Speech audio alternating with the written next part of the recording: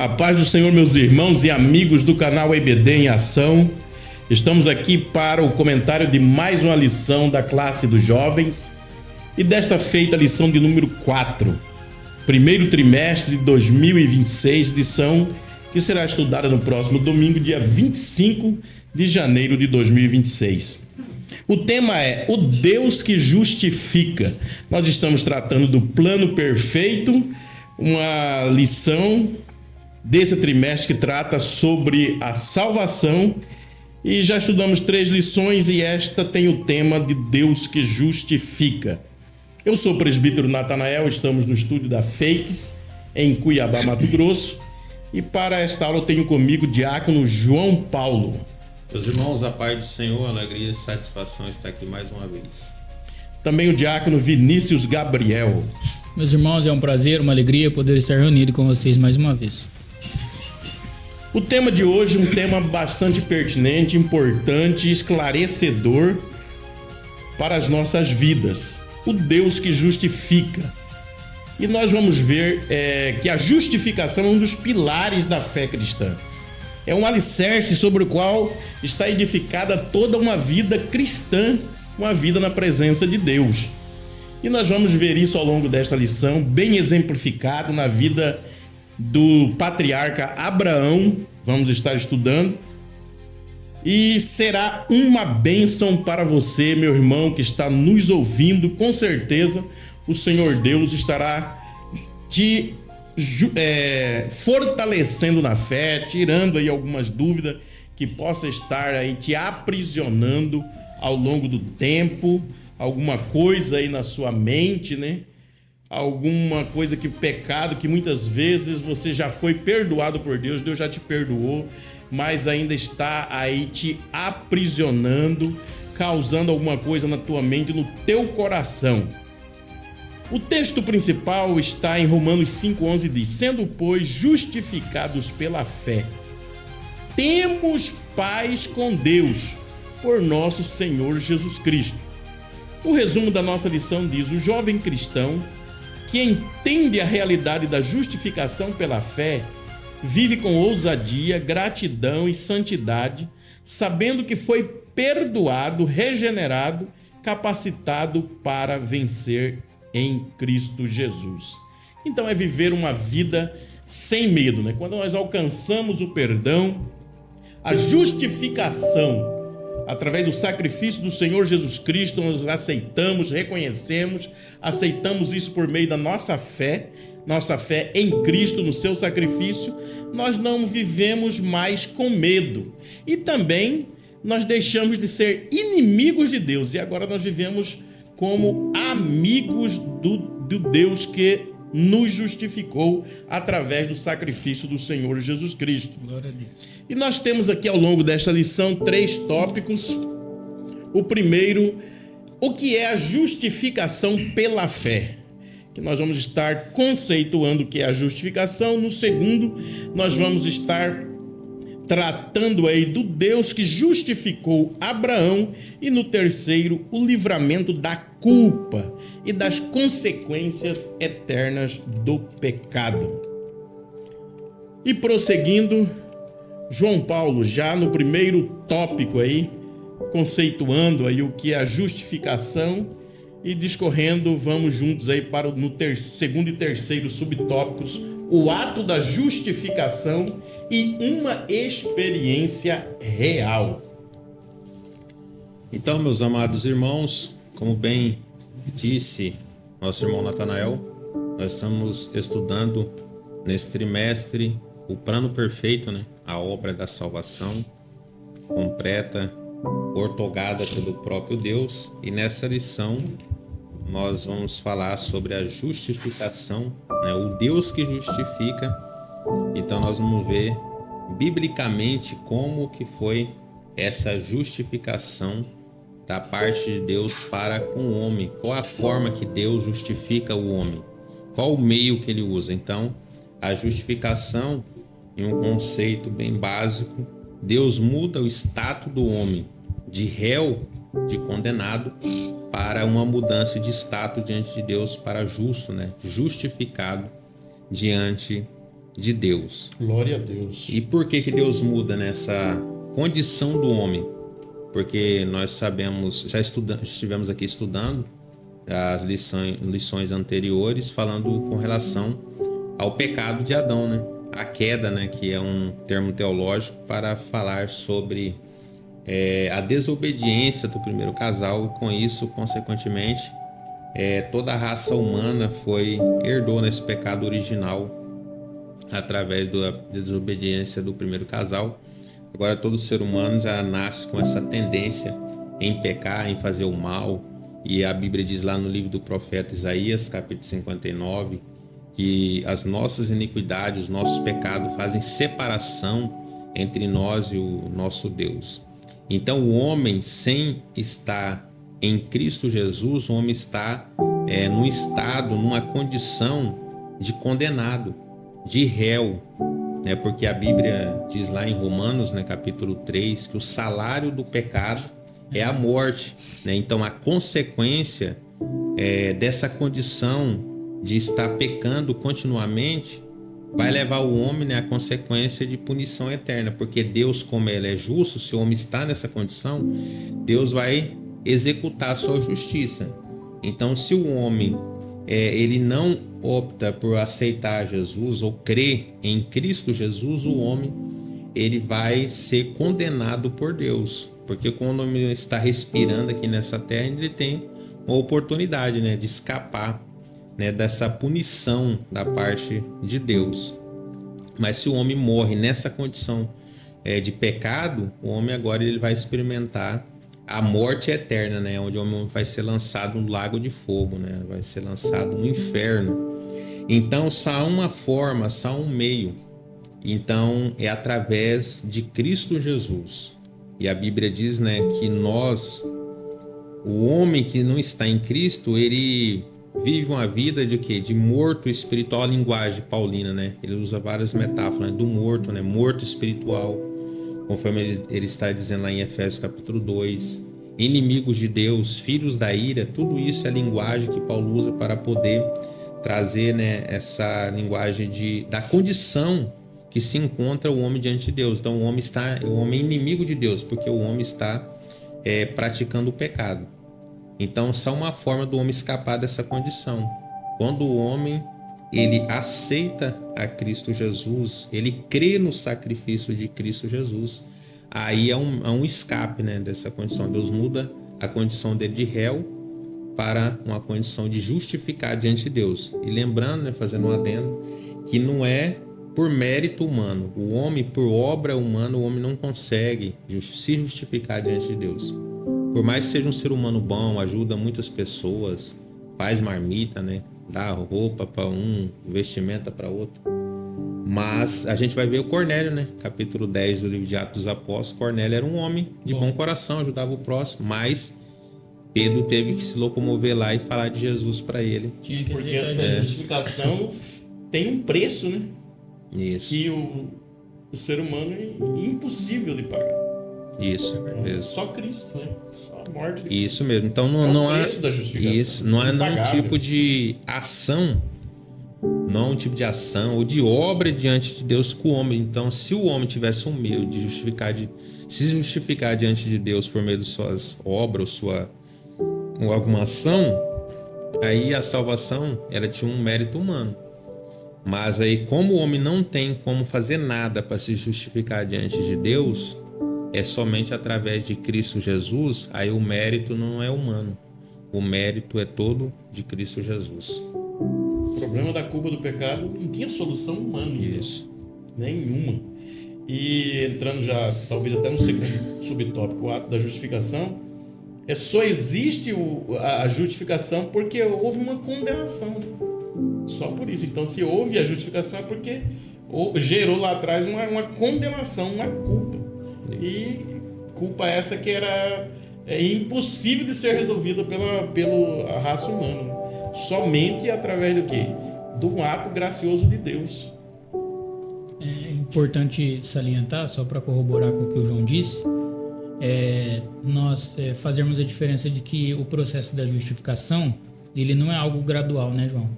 ele é algo que acontece instantaneamente, né? A pessoa, como o João muito bem pontuou, não há méritos humanos, porque quando o homem cai, né, Adão peca, quem vai até o homem é o próprio Cristo, né? O próprio Deus vai até o homem. Então esse é sinal de que o homem, por mais que ele tente justificar naquilo que ele faz para tentar de alguma forma, né, achar que ele está se tornando uma pessoa justificada por aquilo que ele está fazendo, isso daí não funciona com Deus, né? Porque desde da criação, da queda, da criação e depois pós-queda, o próprio Deus, nós vamos ver ele indo até o homem, né? Ele tentando chegar até Adão novamente, mesmo sabendo onde ele estava. Adão tenta se tocando esconder. nesse ponto, só já que você entrou nesse ponto, é bem interessante a questão da justificação, né? Nós estamos falando de justificação lá do ato. Você vê que o primeiro casal peca, aí Deus vai lá em busca deles. Mas aí eles começam a trazer justificativa, né? A mulher que tu me deste. Aí a mulher, não, foi a serpente. Trazendo uma justificativa pelos seus pecados. Então, ou seja, a culpa não é minha, né? Da desobediência. Procurando buscar alguém, né? Algum culpado. Culpar alguém. Provando ser incapaz. Incapaz. De Então, resolver o problema. Então a justificação também por hora é algo que aconteceu uma só vez, né? E ela perpetua aí eternamente, né? Qualquer pessoa hoje que aceitar Jesus como seu único e suficiente Salvador, crer nele, ela já é automaticamente justificada. Aplicada, né? Pecador, imputada. Então, e isso é importante porque também não depende da evolução espiritual de um cristão, né? Não, eu vou me tornando justo com o passar do tempo. Aí tem pessoas, por exemplo, que pega o texto de Romanos capítulo 3, versos 10, falando... Eu já vi muito crente, tipo, tem 30 anos de crente e fala... Não, você é justo, você não é justo, cara. Ninguém é justo, Romanos 3, mas o justo que o apóstolo Paulo está falando ali, não é um justo sequer, de pessoas que não buscaram o Senhor Jesus. Mas se o próprio Cristo está dizendo que quando nós o aceitamos, ele nos coloca como pessoas justas, quem sou eu para dizer que eu não sou justo ou não? Entende? Exemplo também é de santos, né? Quando Deus chama a igreja para ser santo, pessoa, né, que tem em Cristo de santos. Tem pessoas que falam que ninguém consegue ser santo, eu sou da igreja católica e tal.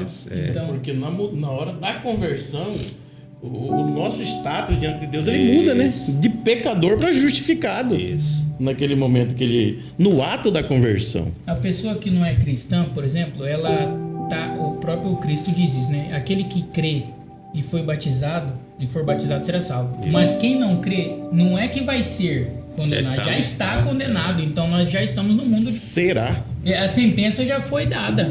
Se morrer hoje vai para o inferno. Isso. Aí o que acontece? Quando essa pessoa que está condenada, quando ela aceita Jesus, o que acontece? Essa questão da justificação, né? A morte vicária de Cristo na cruz do Calvário faz com que essa pessoa, ao aceitá-lo, ao crer nele, o sangue dele, que é derramado sobre nós, né, numa forma espiritualmente falando, nós nos tornamos justos e somos, querendo ou não, absolvidos automaticamente de todas as nossas culpas, pecados e etc. Seria um exemplo bem simplório aí, no meio de uma sociedade civil organizada, seria a pessoa tá ali culpada de um crime, né? Vai diante do juiz num tribunal humano aqui e chega lá, ele tava com um monte de acusação, sendo culpado. Ele é culpado, ele cometeu o delito, mas ele chega ali na hora de um julgamento, o juiz olha para ele e fala: não, eu vou te absolver. Alguém já pagou. Alguém pagou pelo seu crime, você tá absolvido, você não é mais culpado. Então é isso aí, né? E não é igual uma fiança, por exemplo, né? Porque tem hoje na justiça nossa brasileira, por exemplo, a pessoa ela erra, ela comete um delito e ela é absolvida porque ela paga uma fiança. Mas só que aquela culpa, né, daquilo que ele cometeu, o crime tá na ficha, tá lá na ficha, a pessoa fica manchada. Mas só que essa justificação aqui não é assim. É mais profunda. Ela abrange todo o ser humano, né? Na sua parte emocional, intelectual, espiritual. É tão profunda essa justificação que você vê o poder de remover do sangue de Cristo, né? De remover o pecado das nossas vidas. Que Deus fala através do profeta. os seus pecados eu vou lançar. Ele é uma forma de da gente entender, né? Mar do esquecimento. Mas Deus, como que Deus vai esquecer? Né?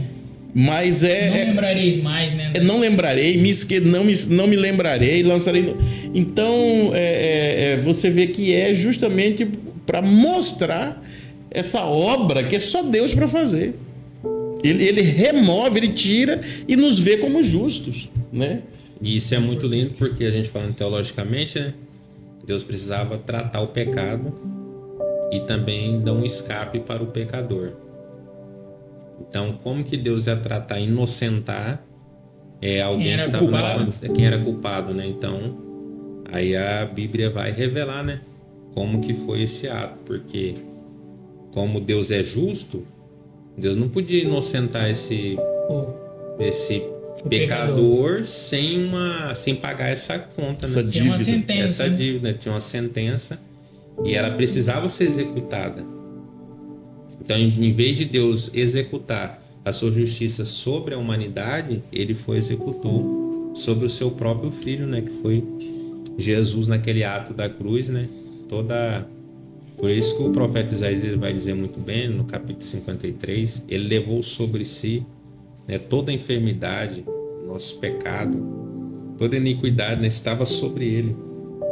E pelas suas pisaduras nós fomos sarados. Então, como Deus é justo, ele precisava executar a sua justiça. Essa justiça, ela foi executada sobre Cristo. E agora, quando o pecador está nessa condição de pecado, ele não consegue se justificar diante de Deus, mas por causa da justiça de Cristo, aí ele crendo, né, que Cristo é o Salvador, aí agora diante de Deus a sua posição, né, é mudada. Deus tira ele dessa posição de pecador e transforma agora ele, né, em justificado diante de Deus, em um justo. Você falando Colossenses, só ler Colossenses 1, 13 e 14 diz: ele nos tirou da potestade das trevas e nos transportou para o reino do Filho do seu amor, em quem temos a redenção pelo seu sangue, a saber, a remissão dos pecados. Glória a Deus. Glória a Deus. O João falando dessa questão de punição e se tornar justo, eu lembrei de uma frase de um autor e eu gostaria de ler aqui. Ele diz que ocorreu uma troca gloriosa na cruz. Aí ele diz que Cristo, que não tinha pecado, assumiu a culpa do pecador. E o pecador que não tinha justiça recebeu a justiça de Cristo. Foi uma troca, né? Porque Jesus não tinha pecado nenhum.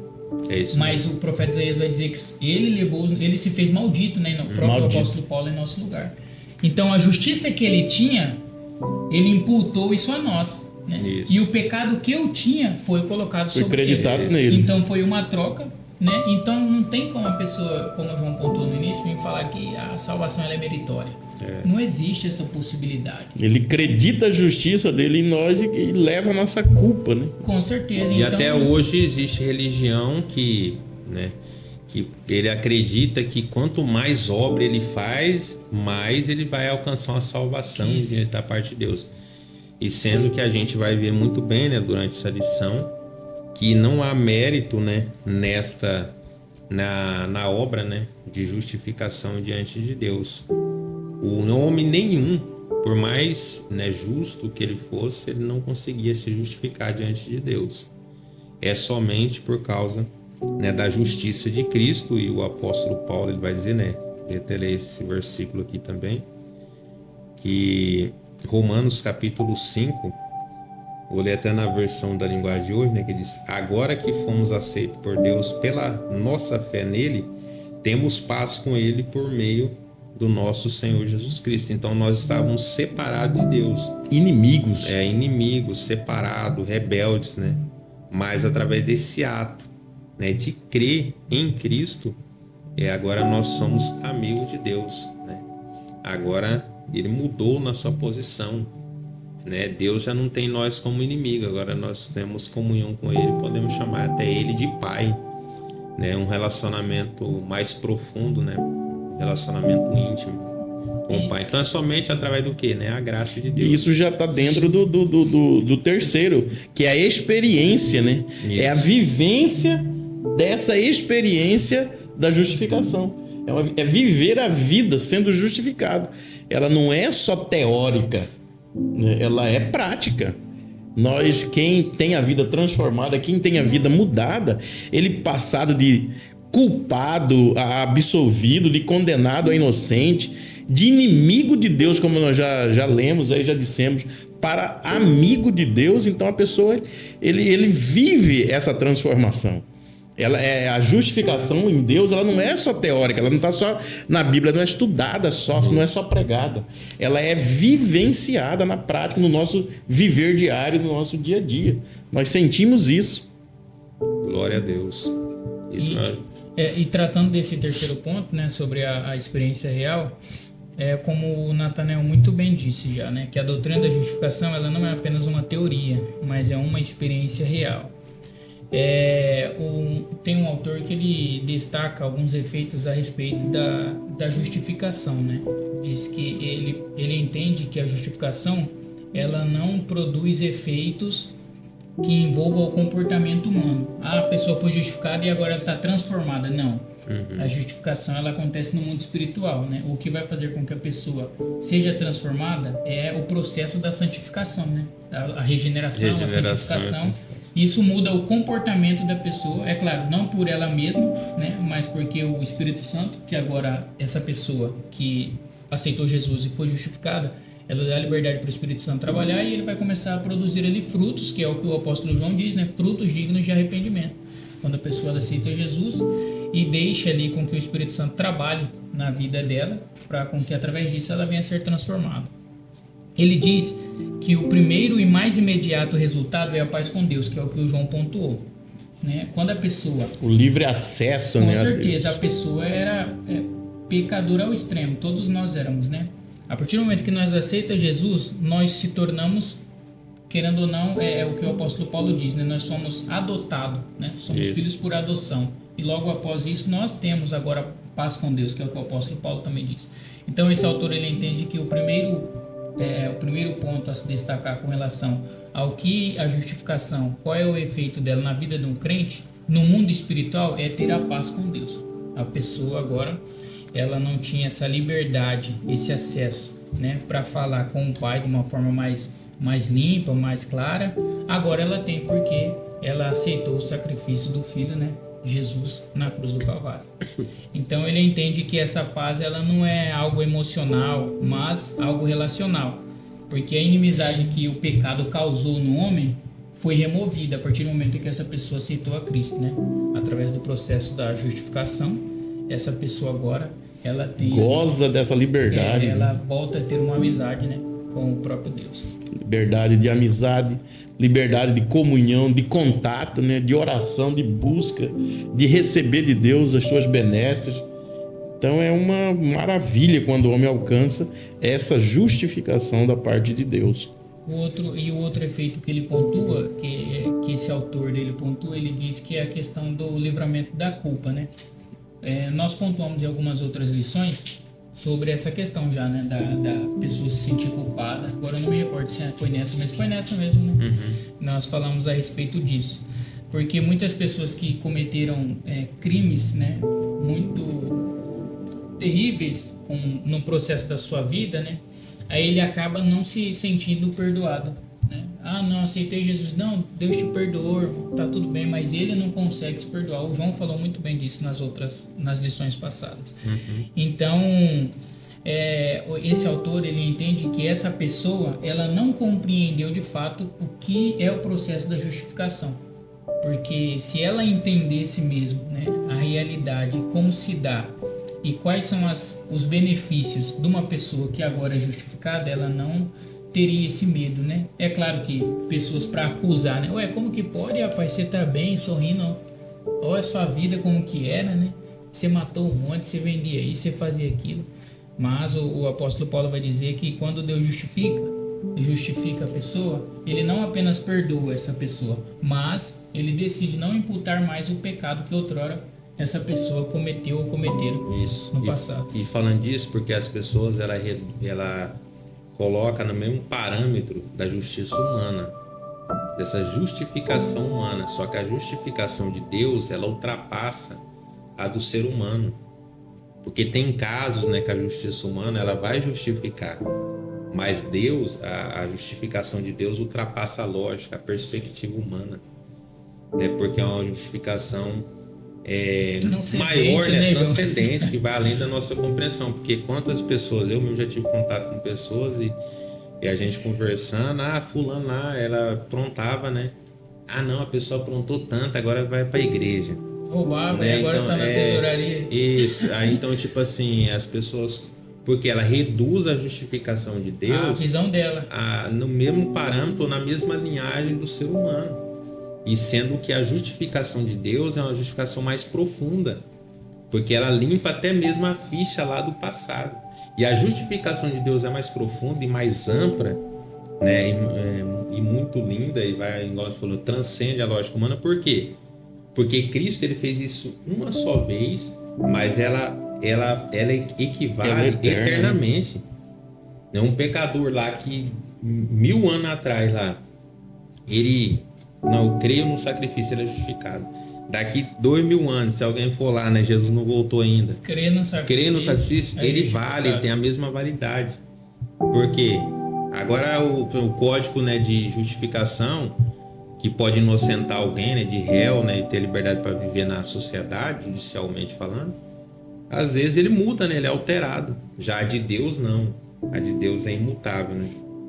Foi feito uma vez e ele não é provisório, ele é eterno, né, o sacrifício. Como o Vinícius bem colocou, a pessoa que não consegue entender essa justificação, ele realmente tem essa dificuldade de aceitar, porque ele vai fazer esse parâmetro. Isso. E enquanto ele pecador, por mais miserável que ele ache que ele é pecador, pecou muito, mas quando Deus, se ele se arrependeu, creu, aceitou pela fé esse sacrifício, quando Deus olha para ele, Deus não vai ver ele o pecador, Deus vai ver o quê? A justiça de Cristo nele. Isso. Porque foi mudado. O sacrifício do Filho. Foi mudado. O pecado que ele cometeu foi imputado a Cristo, foi creditado em Cristo, e Cristo se fez maldito por ele, por nós. Isso. E a justiça de Cristo foi creditada a nós. Então Deus vai sempre ver ele, olhar para nós, pecadores, que aceitamos a Cristo como Salvador. Deus vai sempre olhar para nós e nos ver justificado. Essa é a diferença. Por isso que, e às vezes o ser humano na sua finitude que ele é, pequenez, ele não consegue às vezes compreender esse fato. Muitas pessoas devem se questionar, né? Mas como, né? Eu fiz tanta coisa errada, eu sou justo, declarado justo, é simplesmente algo que, né? A explicação é essa, né? O apóstolo Paulo disse: você crê, aqueles que foram justificados, para essas pessoas, né? Romanos 8:33, né? Não há condenação, né? Se o Criador lhe perdoou, rapaz, né? Quem é as pessoas? Porque pessoas para acusar não vai faltar, né? Olha o nível do apóstolo Paulo. E as pessoas o caluniavam, difamavam pelo aquilo que ele fazia. Quando ele acabou de aceitar Jesus e as pessoas ficaram sabendo que ele iria pregar na igreja lá do apóstolo Pedro, o que falaram? Não, esse cara aí não, ele matou um tanto de crente que ele matou, um tanto de irmão nosso. Então o apóstolo Paulo, se ele deixasse levar por isso, né? Não entendesse essa questão como o João disse, né? O quão perpetua essa questão da justificação, o apóstolo Paulo, é claro, não teria ido ministrar na igreja desses apóstolos aí, se levasse em consideração as questões das acusações, né, passadas. Então vamos caminhando, meus irmãos, aqui para o segundo tópico da nossa lição. Deus justificou a Abraão. Isso aqui nós vamos ver o exemplo prático da fé, né, que Abraão teve, aquela fé que confia antes de entender. É o que nós vamos estar vendo ao longo desses 3 tópicos aqui com relação à fé do patriarca Abraão. Uma fé que Deus justificou Abraão. É muito importante isso, porque o apóstolo Paulo, ele vai, ao tratar desse tema, ele vai pegar um recorte, né, do Abraão, né, que é conhecido pai na fé, que é isso que nós vamos tratar dentro desses 3 subtópicos. Ele vai pegar a pessoa do próprio Abraão, né, conhecido como pai na fé, porque nós vemos que antes mesmo, né, de existir lei, dos rituais, do sistema sacrificial, Deus já havia revelado que o assunto que nós estamos tratando aqui hoje, né, que a justiça dele se dá pela fé. E Abraão, ele vai ocupar esse lugar central na narrativa bíblica, porque sua experiência vai demonstrar que a salvação, ela sempre foi iniciativa divina e ela é recebida pela confiança no Senhor Jesus. Então, ao analisar a vida do Abraão, nós vemos que a justificação, ela não é uma inovação, né? Ah, não, isso foi inventado 2000 anos atrás, em alguns concílios e tais, não. Mas ela é um princípio eterno do agir de Deus. Então, o Abraão, ele é um exemplo prático, né? Que o autor, ele se aproveita disso, e o próprio apóstolo Paulo também, quando vai tratar da questão da obra da justificação e fé, ele vai recorrer aí ao Abraão, conhecido como o pai da fé. Isso mesmo, o apóstolo Paulo, nessa argumentação, né, falando da justificação dos crentes, aí ele vai trazer o exemplo, né, do patriarca Abraão, porque assim como Abraão, né, ele creu em Deus, quando Deus falou com ele, ele acreditou, ele exerceu a fé em Deus, então isso ele foi imputado como justiça. Ele só bastou o quê? Crer, né? Deus colocou o seu plano aqui, eu creio. Então o apóstolo Paulo, ele está falando, né, desse exemplo do patriarca Abraão.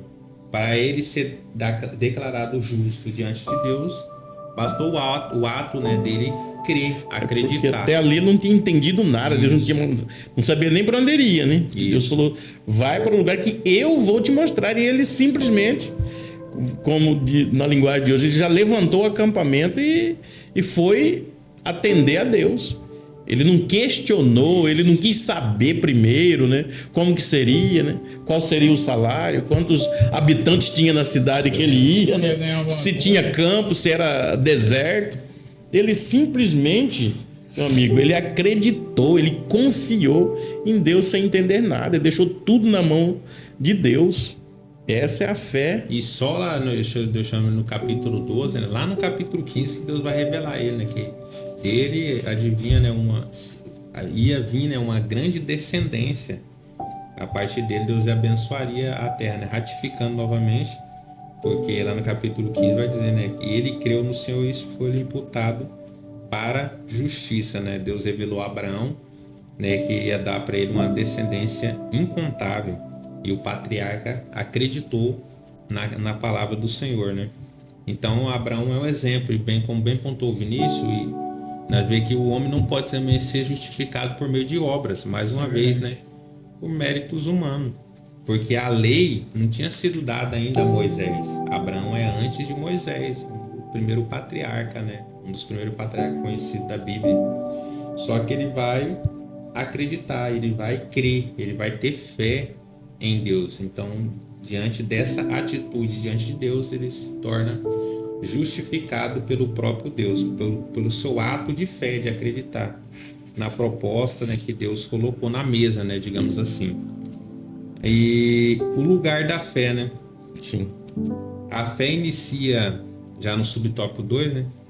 A fé inicia a justificação, e as obras surgem como fruto coerentes dessa fé. E então a fé ela é algo que tem que ser atuante na vida daqueles que acreditou, né, em Cristo, porque ele tornou-se justificado diante de Deus. Só que a obra, né, vai justificar, né, vai caracterizar quem é essa pessoa realmente, se ele foi justificado diante de Deus. Porque dentro da obra da salvação, a princípio, começa, né, quase de forma instantânea, acontece 3 fundamentos lá, né? 3 atos. A justificação, que é algo que Deus faz por nós de forma exterior, né? Muda a nossa posição.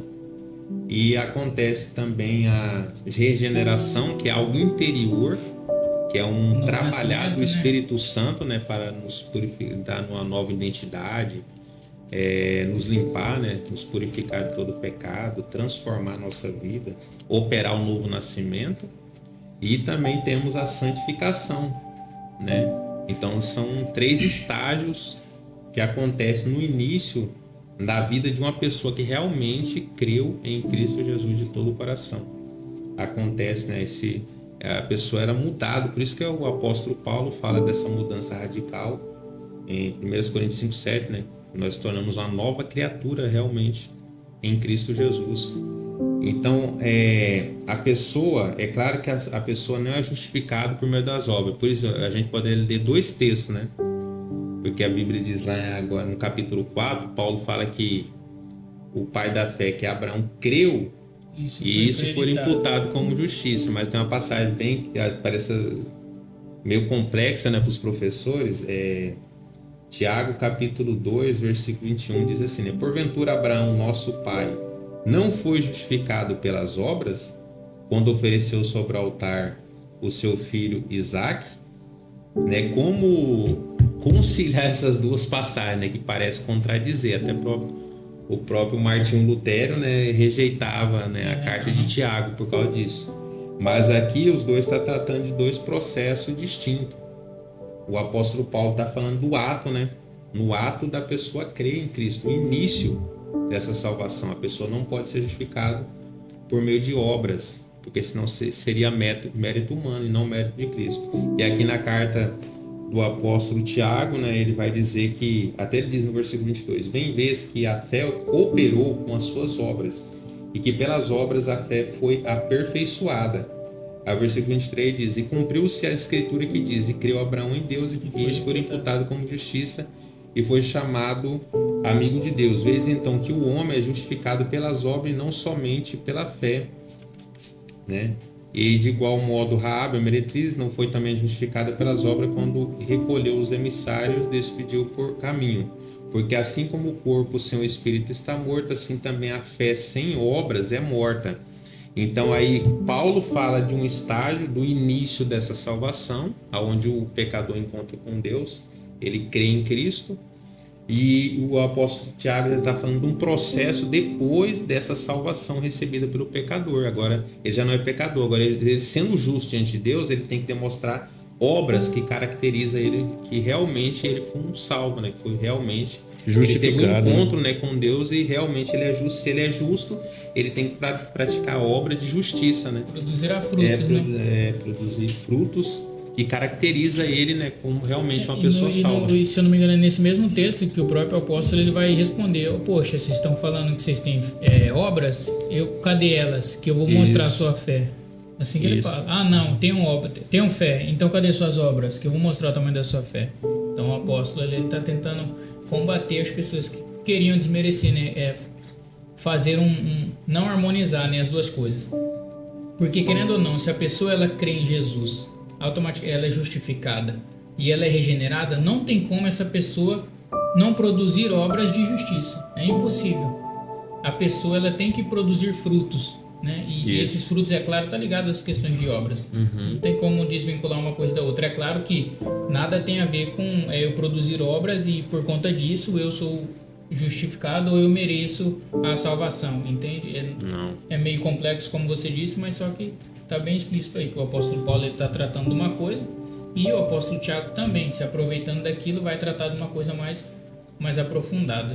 Já o Paulo trata de uma perspectiva da pessoa recebendo essa salvação, e já Tiago já está falando já de um processo dentro da vida de uma pessoa que já foi salva.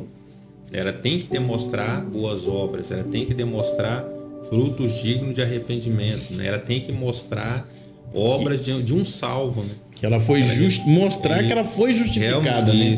Em se tratando do tema de justificação, ela vai ter que mostrar através de quê? De que ela creu em Deus, de que ela aceitou, de que ela foi justificada diante de Deus através das suas obras também, manifestando obras de um justo, né? De alguém que foi justificado. E a justiça que Abraão recebeu, o apóstolo Paulo, ele é muito interessante, ele detalha, né? Ele diz que Abraão creu no Senhor, e isso algumas versões dizem que foi imputado, né? Outros dizem que foi acreditado. O Abraão não foi nesse processo da sua jornada, não, Deus falou com ele, sai do meio da tua parentela, ele ouviu uma voz, pegou e saiu. Aí eu ganhei um pontinho. Entendeu? Que envolva o processo da justificação. Abraão ele não conquistou a questão da justificação, né? Isso foi creditado. Ele teve fé, creu em Jesus, automaticamente essas questões que você falou das obras envolve o comportamento, né, de uma pessoa. E a prova de que ele creu foi a obediência. Com certeza. A prova de que ele creu, teve fé e creu, foi a obediência. E não que ele obedeceu. Ele fez, né, no processo da caminhada. Ele vai pegar Isaac lá, né? Depois que ele creu, aí Deus fala: pega o seu filho lá, eu quero ele. E Deus deu para ele o filho, mas Deus pediu o filho. Ele acredita: não, eu vou lá pegar meu filho. Se Deus quer que eu me mate, eu vou matar. Ele subiu com o coração certo de que ele iria fazer. Né? O escritor aos Hebreus diz isso. Que ele cria que Deus das cinzas faria Isaac ressurgir. Faria Isaac e ressuscitaria Isaac. Esse era a fé de Abraão. Isso que é fé, né? Isso que é fé. Isso que é fé, porque aí o justo, né? Aí você vai ver que mais adiante, através da revelação bíblica, Abacuque, né? A primeira vez que aparece essa citação, né? O justo viverá pela fé. Aí depois o próprio apóstolo Paulo, ele vai também tratar, né, dessa expressão: o justo viverá pela fé. A fé é isso, né? Confiar no Senhor em todo o tempo. No tempo bom, ruim, se Deus pedir alguma coisa difícil, é você fazer com os olhos fechados. Sim. Acreditando que de uma forma ou de outra Deus vai estar conduzindo os passos, né? Se der ruim, deu ruim. Mas é confiar que Deus está dando a direção, né? É então, fé realmente isso é entrega, né? É entregar totalmente, confiando no Senhor em todo o tempo. É isso que é viver pela fé, né? E a fé, então, ela não está condicionada à circunstância ou condicionada ao local geográfico. Está condicionada à nossa confiança depositada nele, né? Em todo o tempo. Olha aqui o texto de Hebreus 11:17. Pela fé, ofereceu Abraão a Isaac. Então, pela fé dele, ele já tinha oferecido. Era consumado. Quando foi provado, sim, aquele que receberá as promessas ofereceu o seu unigênito, sendo-lhe dito: em Isaac será chamada a tua descendência. Considerou que Deus era poderoso para até dos mortos o ressuscitar. Vem aqui, esse aqui é o filho da promessa, é o meu único, e Deus agora está pedindo ele. Mas você vê, Deus promete, ele não tinha, Deus prometeu, e Deus: não, eu quero ele. Fez a promessa. Ele foi, confiou, entregou, ofereceu. Aí Deus falou: não, agora eu sei que você confia em mim. Esse é o verdadeiro, Deus me deu, Deus tomou. Então, o que prova a fé. Isso. É a obediência. Né? Obediência. A obediência. E será que nós estamos aí, quando nossa fé posta em prova, né, nós estamos implica em perdas, em renúncia da nossa parte? Será que nós estamos aí como Abraão? Faremos como Abraão, quando a nossa fé for provada? E isso com algo que implica, né? Que é provar a fé sem implicar numa renúncia, numa perda para a pessoa. Isso não é nada, é fácil. Mas e a hora que implicar em alguma perda, implicar em uma renúncia que você tenha que fazer? Será que nós vamos agir como? Teremos a mesma obediência de Abraão para provar a nossa fé? Então, pode acontecer que Deus pedir aquilo que você tem como mais valioso da sua vida. Tem uns efeitos colaterais. Meus amados, alguma coisa nesse sentido? Vamos para o terceiro. O livramento da culpa e das consequências eternas do pecado, que traz 3 subtópicos importantíssimos. A justificação traz um grande livramento, livres da culpa é o segundo, e o terceiro, testemunho interior do Espírito Santo. Nós sabemos, né, que a justificação pela fé, ela não consiste em simplesmente essa questão da declaração jurídica, né, que o apóstolo Paulo ele se apoia muito a essa questão, né, para nós podermos entender, feito por Deus. Mas ela produz também efeitos reais e profundos na vida do crente. Por exemplo, ao justificar o pecador, Deus livra não somente da condenação eterna, que é a questão de ir para o inferno, né, a morte eterna, mas também do peso da culpa que nós já pontuamos em algum outro tópico aqui, que oprime a consciência humana. Aí tem um autor que ele detalha muito bem, eu gostaria de ler novamente. Ele diz assim, que nesse sentido a justificação atua como divisor de águas. Antes o ser humano vivia debaixo da culpa, da condenação e do medo e do juízo. Depois ele passa a viver em paz com Deus, conforme ensina Romanos capítulo 5, versos 1. Então ele entende que o livramento de Cristo, né, na cruz do Calvário, que envolva a questão do processo da justificação, ele é definitivo. A pessoa ela também tem que acreditar e ter essa perspectiva de que uma vez aceitou Jesus, creu em Jesus, creu no seu sacrifício e foi justificado, que é claro, não tem como, como que eu vou ser justificado? No mundo espiritual isso acontece, a pessoa ela é se tornada justa perante, né, a presença do Pai. Tem que acreditar, né? Tem que ter fé. Como essa questão da justificação ela é completa e eficaz, logo esse crente, né, essa pessoa que outrora era do mundo e agora aceitou Jesus, se tornou igreja, ele tem que ter na sua consciência e entender que essa questão que envolva a culpa e etc não cabe mais nele, porque ele tem que se sentir seguro, né? Porque essa questão da justificação ela traz a ideia de que a pessoa ela tem uma base, né? Ela tem um apoio no que diz respeito ao processo da justificação, porque tem pessoas, por exemplo, como algumas outras lições nós pontuamos muito acerca disso, o Enoque até não está aqui hoje, mas ele falou muito disso, que ele conhece pessoas que aceitou Jesus, tem 25, 30 anos de crente e ainda fica martelando aquilo que ele fez 20 anos atrás, né? Há 10 anos atrás. Aí tem pessoas que aceitam Jesus hoje, ou tem um ano de crente e era bandido, era de não sei o que e tal, e ele nem liga mais para isso, porque essa pessoa ela entendeu e soube que o processo da justificação ele é completo, ele é eficaz, e logo a pessoa ela tem segurança no que diz respeito a essa questão de culpas, né? De pensamento de culpa e etc. Então, igual Romanos capítulo 5, versículo 1 fala, né, que agora temos paz com Deus, né, por meio de Jesus Cristo. Então, quando o homem realmente ele compreende, tem essa consciência, como você disse, aí ele vai experimentar essa paz, mas essa paz que ela excede todo o entendimento, né? Por mais que não é aquela paz que às vezes pode estar tem ausência de guerra ou de conflitos. Pode ter, né, tribulação, luta, mas você acredita, né, que você está com Deus, Deus está habitando na sua vida, ele está, por mais que o mundo está de cabeça para baixo, mas a pessoa está em paz, ela deita a cabeça no travesseiro e ela consegue dormir tranquilamente, porque ela experimenta, né, essa paz, porque realmente agora ela tem um relacionamento com Deus novamente. E não deixando de esquecer de citar, né, um texto, né, pontual, né, dessa lição, Romanos capítulo 8, versículo 1, né, que diz: agora, pois, já não existe nenhuma condenação para os que estão em Cristo Jesus. Então tem duas posições, né? Ou a pessoa está na condição de condenado, ou a pessoa está em Cristo. Se a pessoa está fora de Cristo, está condenada. Se a pessoa está em Cristo Jesus, a pessoa não tem condenação.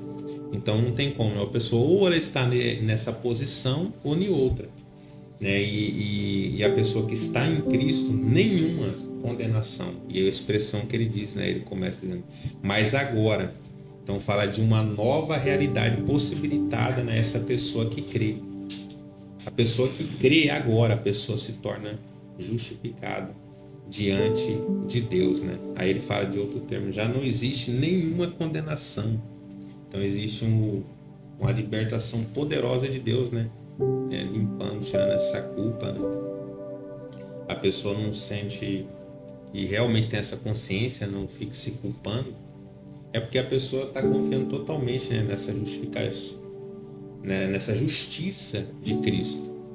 A pessoa ela acredita que essa justiça de Cristo ela é completa, né? Ela satisfaz, não precisa de algo nada do ser humano. Se ela começar a ficar pensando muito, não, eu não se perdoo, aí ela pensa que ela precisa fazer algo, aí já começa a eliminar a própria justiça de Cristo. Mas realmente a pessoa ela tem essa consciência que nós somos justificados de Deus por causa da justiça de Cristo, pelos méritos de Cristo. Aí agora nenhuma condenação há sobre essa pessoa, por mais que o mundo às vezes aponta no passado, vai ter de bastante, vai né? ter bastante. Não, crentinho, não, quer andar com a Bíblia agora, aprontou tanto, foi em festa, agora diz que quer estar na igreja. Os dedos vai estar lá acusados, mas o principal, que é Deus, né? Não, o mundo pode parar, mas sempre lembrando que o sangue de Jesus Cristo purifica de todo pecado. Aí fala em Cristo, a posição, né? O maior privilégio que nós hoje, né, nós experimentamos é o quê? Em Cristo Jesus. Está em Cristo Jesus, né? Nós temos os benefícios, né? Já experimentamos aqui ainda na terra, né?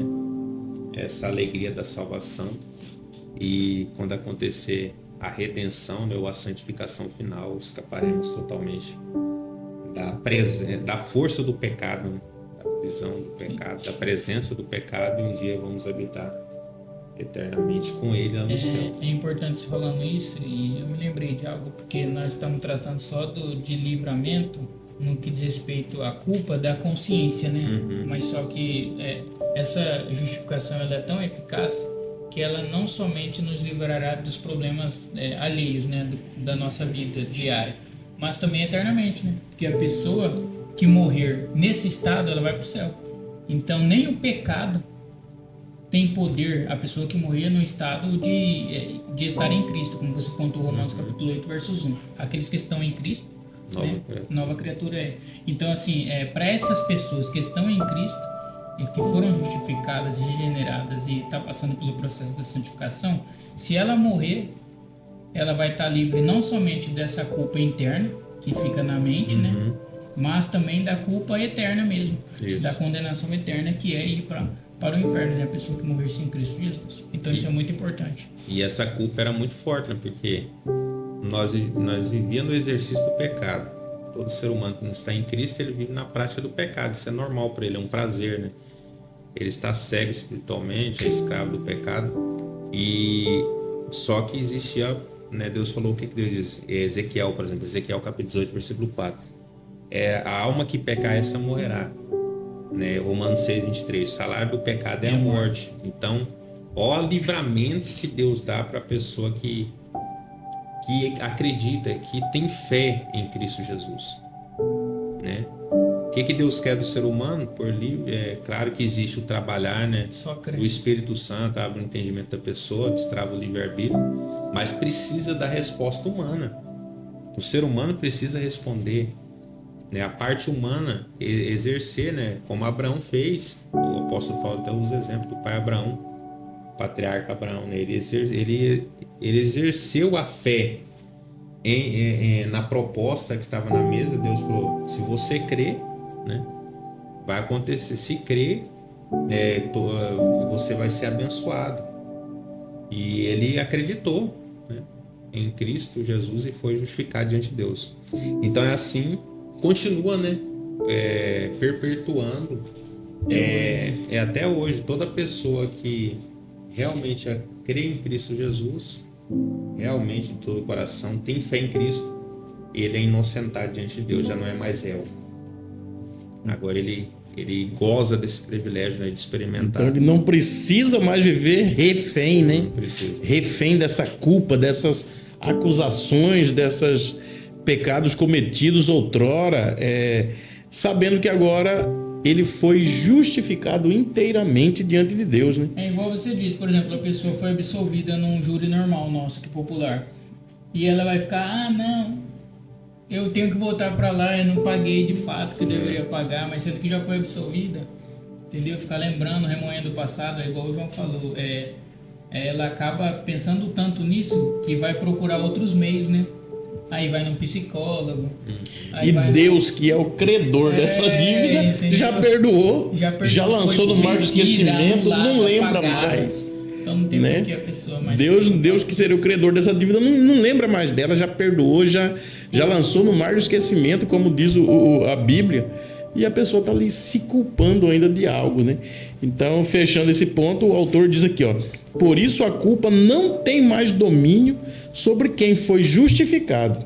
Essa pessoa foi perdoada, liberta, regenerada e declarada justa diante de Deus. A palavra de Deus declara que pecados reconhecidos, confessados, eles são perdoados, conforme 1 João 1,9. Então, fechou essa conta, essa fatura. O terceiro e último é esse subtópico, o testemunho interior do Espírito Santo. Glória a Deus, né? Então o ser humano, ele sendo declarado justo diante de Deus, não é algo que o próprio autor da lição, quando ele escreve, né, ele fala, não é algo somente teórico, mas é algo real, né? Que a pessoa que é inocentada diante de Deus, que agora é justificada, ele experimenta esse testemunho, né? Essa experiência, porque a Bíblia diz lá em Romanos capítulo 8, versículo 16, né? O próprio Espírito, ele testemunha, né? Com o nosso Espírito, testificando, né? Que nós somos filhos de Deus. O Espírito Santo de Deus, ele testifica o Espírito do homem. Então lá na parte, o Espírito do homem, como nós estudamos no trimestre passado, né?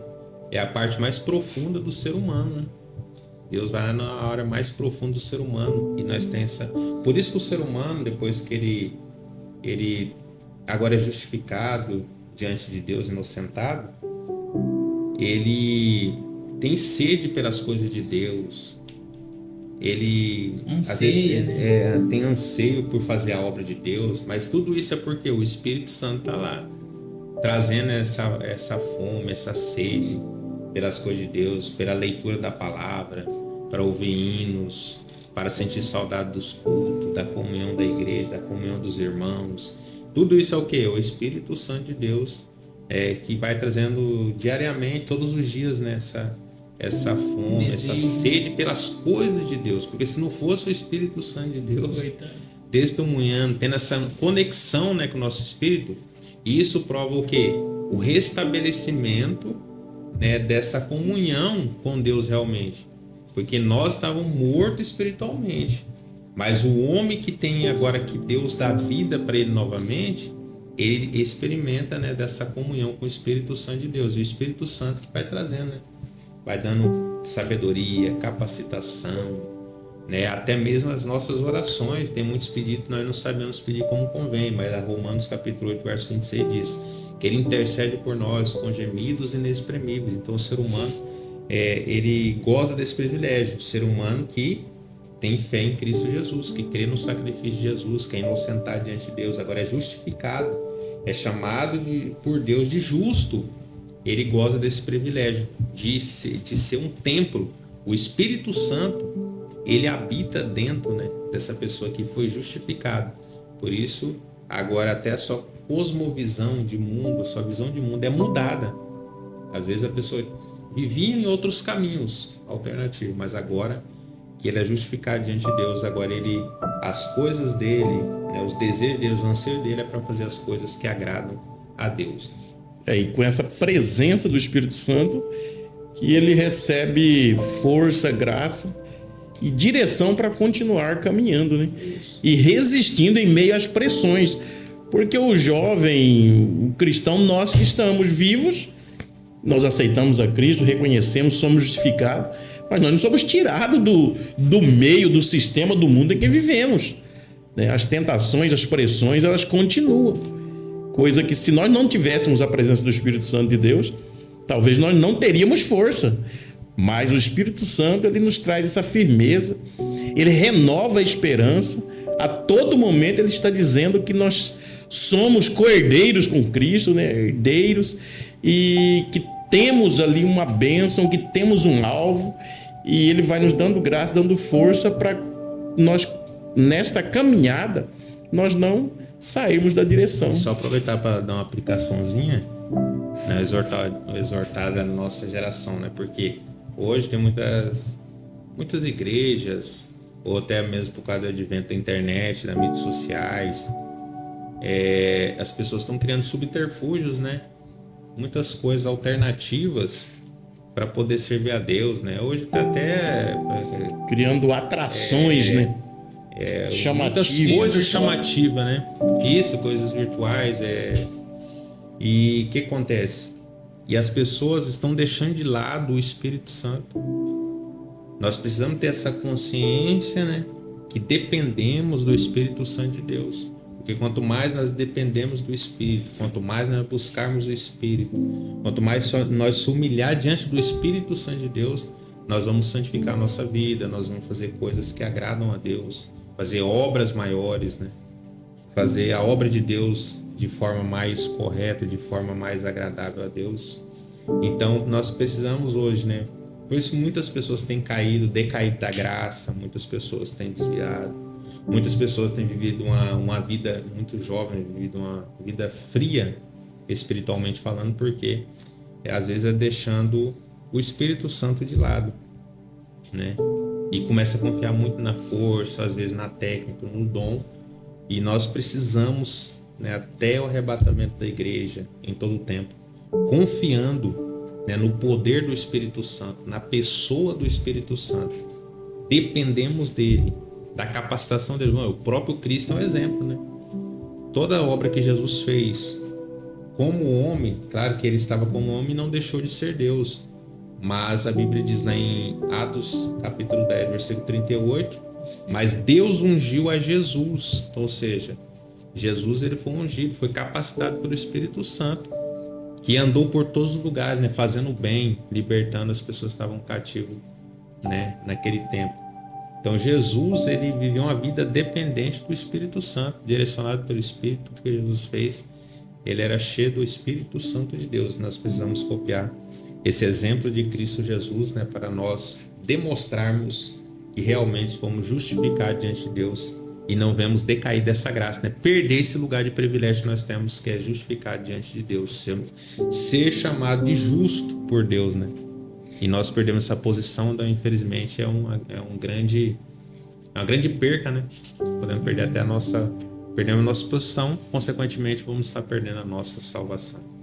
E diz aqui, ó, o autor da lição: essa verdade impacta diretamente a nossa identidade como seguidores de Cristo neste mundo, pois é afirmada em nosso coração pelo próprio Espírito Santo. Glória a Deus.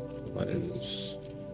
Alguma para fechar, alguma consideração? Vamos encerrar? Amém. Ficamos por aqui, meus irmãos, e que Deus possa, através do Espírito Santo, falar em cada coração, abençoando a vossa vida em tudo. E nós agradecemos o canal EBD em Ação na pessoa do pastor Gesiel, a Feix, o nosso produtor Jabes, e a todos os nossos irmãos que estão aí assistindo. Que Deus em Cristo continue abençoando a sua vida.